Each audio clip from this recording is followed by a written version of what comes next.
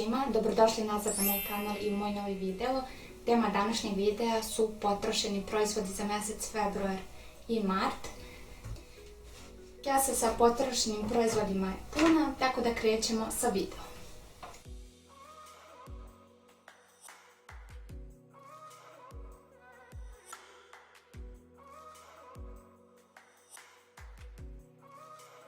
Krenut ću sa vlažnim maramicama, potrošila sam 3 pakovanja. Prve su Fresh Maker, oni izgledaju ovako.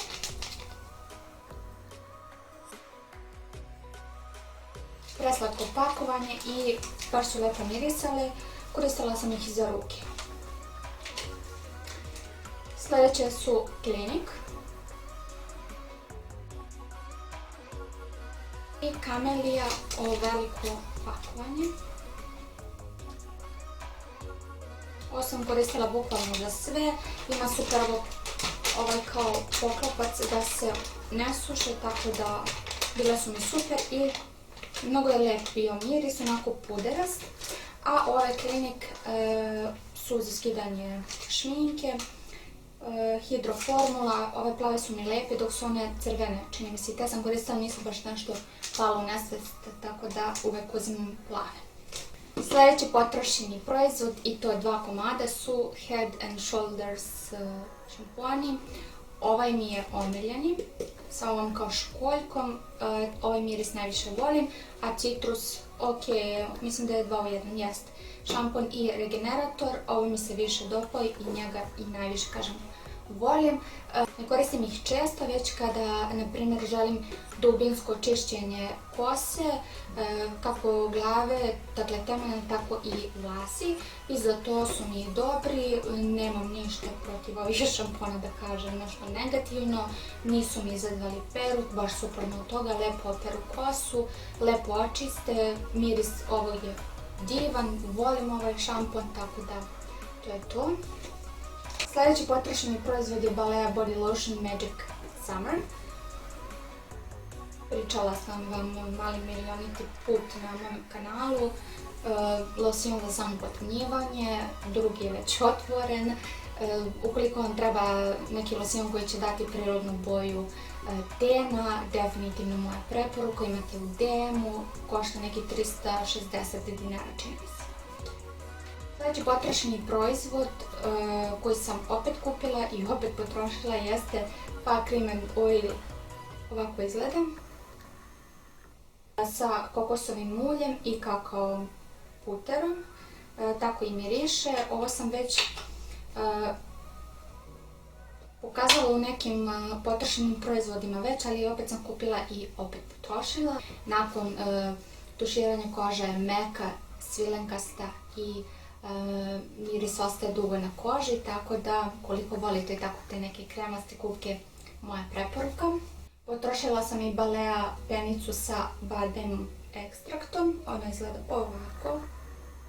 Ovu liniju obožavam, jako prija mom tipu kože.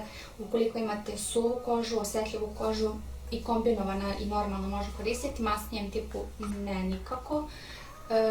Odlično skida šminku, odlično čisti lice, jako mi prija ujutru, tako da definitivno ću kupiti ponovo. Planiram da uzmem penicu sa medom i avokadom, čini mi se, svi je hvale, tako da to želim da isprobam. A ukoliko niste ovu koristili ili probali, definitivno vam preporučujem.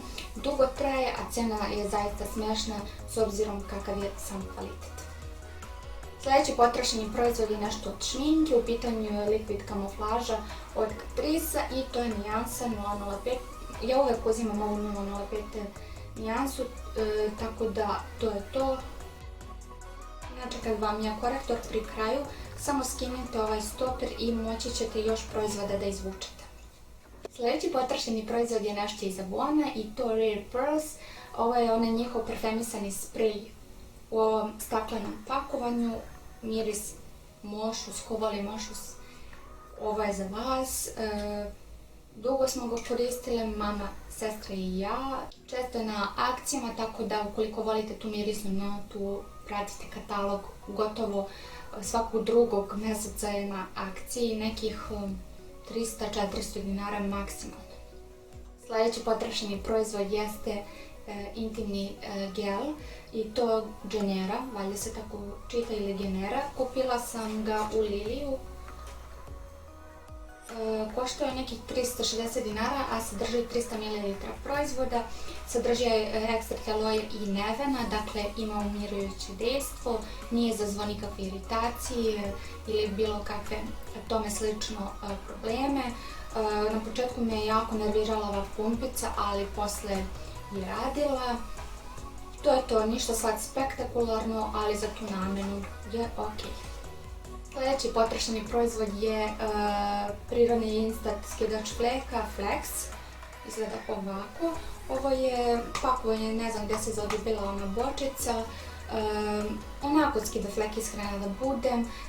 Neke tvrdokornije fleke slabije skida, dok one manje, na primjer puder na majici skida i sve to. Imate Instagram stranicu Flex ovog skidača, tako da ukoliko vas zanima ostavit ću vam link.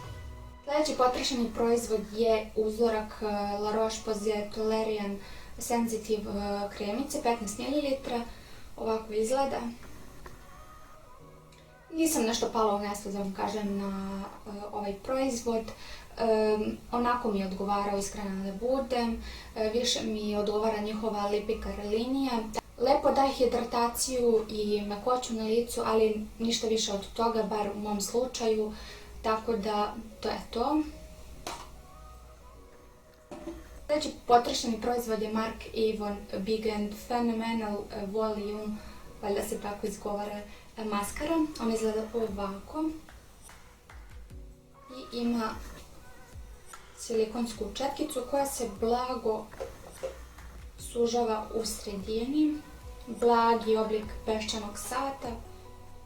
Možete vidjeti, divno raščešljava trepavice, daje volumen, lepo ih raščešlja, podigne ih, da super volumen, tako da za svakodnevnu upotrebu je bilo dobro i definitivno ću je uzeti ponovno.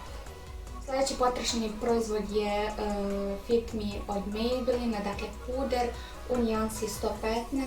Već u nekoliko navrata sam vam pričala koliko mi ovaj puder nije odgovarao.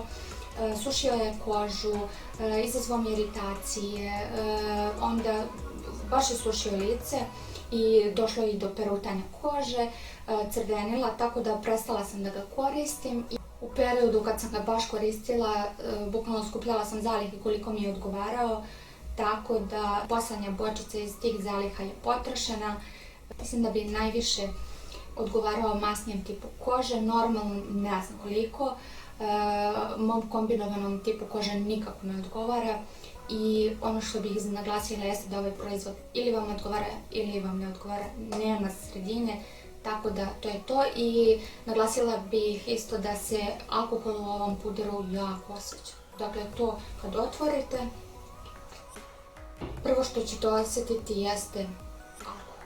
Tako da više ne kupujem ovo i definitivno se pozdravim s ovim puderom. Sljedeći potrošeni proizvod jeste jedna ogromna kupkica i to je Simmons kupkica. Sadrži 750 ml proizvoda i on izgleda ovako. Miris je bijeli mošus, bukvalno traje nedeljama ovo pakovanje. Lep miris, ostaje na koži, lepo čisti i to je to. Sljedeći potrošeni proizvod je još jedna kupkica i to je Dove Deeply Nourishing. Sadrži 250 ml proizvoda. Volim Dove gelove za tuširanje. Nekako su mi od svih gelova kupkica najkranastija ta njihova formula. Miris Dove prepoznatljiv. Nakon tuširanja koža je divno hidrirana do te mere da gotovo i nema potrebe da se nanosi neki losion ili krema za tijelo. Obožavam i definitivno ću je kupovati ponovo. Posljednja stvar su testeri od Eat Skina, ima ih baš puno. Neke sam probala u full size, na primjer ovaj plavi, to je za hidrataciju. I probala sam vitamin C. Ako imate flekice, definitivno vam preporučam ovaj sa vitaminom C. A ukoliko vam je potrebna dubinska hidratacija, ovo je plavi. Propolis mi je bio ok, kao i ova dva, ali nekako najviše od svih ovih testera mi se dopao ovaj brown. Sadrži polipeptide kvasca i verujte, ima najljepši miris od svih ovih uzoraka, miris nekog cveća, neki jasmin, tako da definitivno ću uzeti onu bočicu, dakle full size pakovanje. Toliko od mene za danas, pišite mi vaše potrošene proizvode u komentarima. Koliko ste probali neki proizvod koji sam danas navela, molim vas pišite mi vaše utiske u komentarima. Također, lajkujte, šerujte, komentarišite video i ne zaboravite da se pretplatite na moj kanal, a mi se vidimo u sljedećem videu. Zdravo!